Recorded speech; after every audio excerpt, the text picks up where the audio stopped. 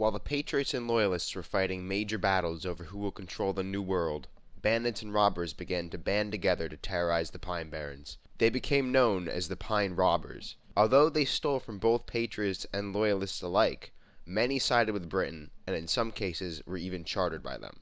Many became infamous, such as Jacob Fagan and Colonel Tye, but none survived as long or became as well known as John Bacon. Before he became a robber, John Bacon lived in the town of Pemberton with his wife and 2 children. He had a brother that lived near Jacobstown, and a father-in-law who likely lived in Barnegat. Because Bacon had some documented family nearby, already gotten married, and had children, it is likely that he was born in the Pines. The first recorded appearance of John Bacon was in July of 1780. Bacon landed in court after willfully crossing into British-held New York without a passport. In the weeks after the case had been finished, some Whigs that were in the courtroom at the time were robbed. Due to these and similar robberies, John Bacon's name began to be locally known.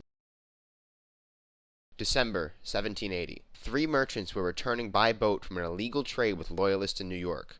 They ran into John Bacon, who demanded to bring him aboard and back to the Toms River. The merchants did not want to harbor a criminal, and it is possible that they may have even been patriots, but Bacon insisted, either through words or force, and got his ride southbound. The crew arrived at the entrance to Cranberry Inlet, a passageway that used to separate Squaw Beach and Island Beach, allowing direct passage from the Atlantic Ocean to the Toms River. Since they knew that they could easily be spotted here, they decided to wait until the cover of night to sail into the river. At the same time, Patriot Captain Joshua Studson was either patrolling the area or had heard about the criminals headed into the bay. Studson took his crew to wait along the inner edge of Cranberry Inlet to ambush Bacon and his new crew. Bacon began to sail through the inlet at dusk. Studson saw him and successfully ambushed them. Studson stood on the side of his ship and demanded the criminals surrender. The 3 merchants saw that there was no escape and were surrendering, but Studson had made one mistake. John Bacon knew that if he were captured, he would be killed or imprisoned for life. Captain Joshua Studson had messed with a man with everything to lose. In a flash, Bacon raised and fired his loaded musket at the captain.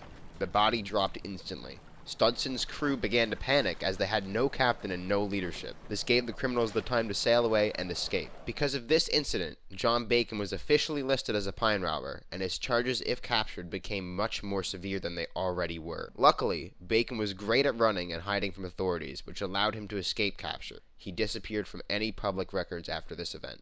But not for long. May 1781. While he was out of the house, Samuel Bigelow was robbed of his possessions. Mrs. Bigelow was still home at the time when the robbers broke down her door and plundered her valuables. She recognized John Bacon among the bandits. It seems that his near-death experience had not deterred Bacon, but his most challenging battles still lie ahead. On December 30th, 1781, the 5th Company of Monmouth and their leader, Captain Reuben F. Randolph, heard reports that John Bacon's gang was in Manahawkin. They gathered at a local inn and waited all day to ambush Bacon. Between 2 and 3 a.m. the next morning, they decided it was a false alarm, and most of the militia fell asleep, besides a few patrolling guards. Just before dawn, the guards started to hear something. The sound of bayonets striking and marching, coming closer down the shore road, now Route 9. The guards sounded the alarm, but they were too late. The ambushers had become the ambushees. Bacon's force was twice that of the militia, forcing them to flee. 1 patriot was killed, and another was wounded. Bacon had no interest in the militia, and after the battle was over, decided to continue marching towards West Creek instead of pursuing. As a result of these actions, John Bacon was now officially indicted of high treason, which is overkill at this point, honestly. At some point in early 1782, Bacon was captured and held in the Monmouth Courthouse jail. It is unknown how long he was there, but in August, Thomas Fenimore, a county tax collector in Burlington, reported that John Bacon robbed him of public money. Many other tax collectors reported similar events afterwards, but they were all probably just lying and stole the money for themselves. However, in December, the government put a bounty on John Bacon's head for these robberies, proving that he at least must have been out of prison at the time. The bounty was worth £50 at the time, which is worth roughly $11,800 today. October 25th, 1782. A cutter boat ran aground at Barnegat Shoals, about 1 mile south of the Barnegat Lighthouse today. 20,000 pounds of cargo were aboard, worth over $4.5 million today. An American ship, the Alligator, led by Captain Andrew Steelman, was tasked with retrieving the lost cargo. The crew plundered the ship throughout the day, and at night decided to rest. Captain Steelman decided that they would not need sentries to protect their loot, which, may I remind you, was worth a lot of money. Well, John Bacon heard about this, and arrived in the middle of the night in his ship, the Hero's Revenge. The refugees massacred the crew, and captured the ship and cargo. The Alligator was sent to the British in New York. While this battle resulted in more deaths than any other battle ever fought in Ocean County, the entire crew was not killed. There were 4 or 5 wounded survivors. This is not a mistake on Bacon's part. He actually brought these survivors to a doctor to be treated, a fact that every Patriot news source left out. December 27th, 1782. The Burlington Light Horse Troop were a cavalry unit led by Captain Richard Shreve that were dedicated to stopping pine robbers.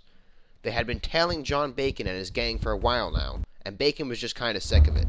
He decided to take a stand at a bridge near the Cedar Bridge Tavern in Barnegat. The refugees were nearly twice as large as the militia, but Captain Shreve charged into their force.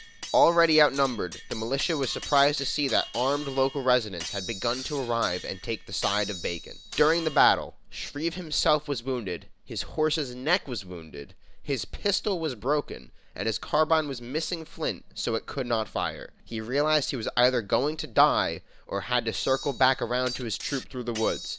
He decided to do the latter, leaving the cavalry unit temporarily without a leader. Seeing that their captain had supposedly fled, the cavalry unit retreated and let John Bacon get away. Both sides faced casualties. William Cook, Jr., a patriot, was among the dead. His brother Joel Cook vowed to get his revenge on John Bacon. Bacon himself was wounded, and like he was so good at doing, he lied low as he healed. This battle is reenacted every December at the Cedar Bridge Tavern, which still stands today as a museum.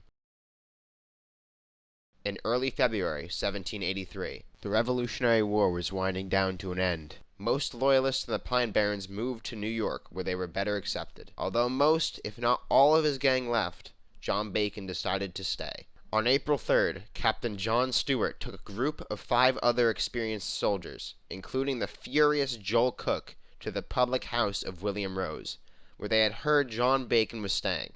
While looking through a window, the squad saw Bacon, alone, with a rifle between his legs. Captain Stewart slammed open the door and aimed his rifle at John Bacon and demanded his surrender. As you may have already expected, Bacon was not a man who would give up so easily.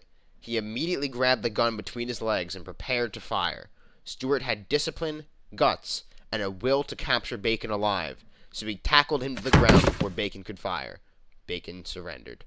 Stewart called in Joel Cook, who would be able to identify if this really was John Bacon. Somehow, without anyone noticing, Cook stabbed John Bacon with his bayonet, getting his revenge. The cook had fried the bacon.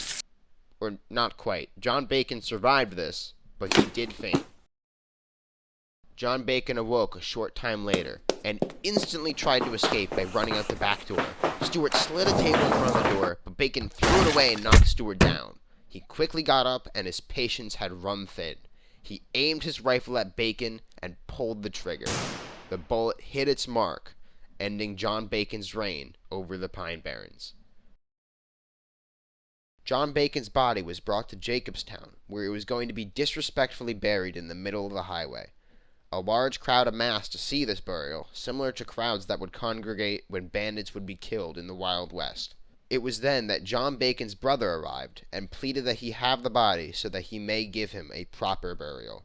He must have been quite charismatic because he did get what he wanted. Bacon is believed to be buried in Upper Freehold Friends Burial Ground in Arneytown. The headstone was likely stolen soon after he died, so there is no remaining proof that he is there. 11 days later, the New Jersey Armistice was signed, putting an end to reported casualties due to the war. On that day, John Bacon officially became the final casualty of the Revolutionary War. Bacon was also the final pine robber. His death signified the end of all pine robber activity in the state.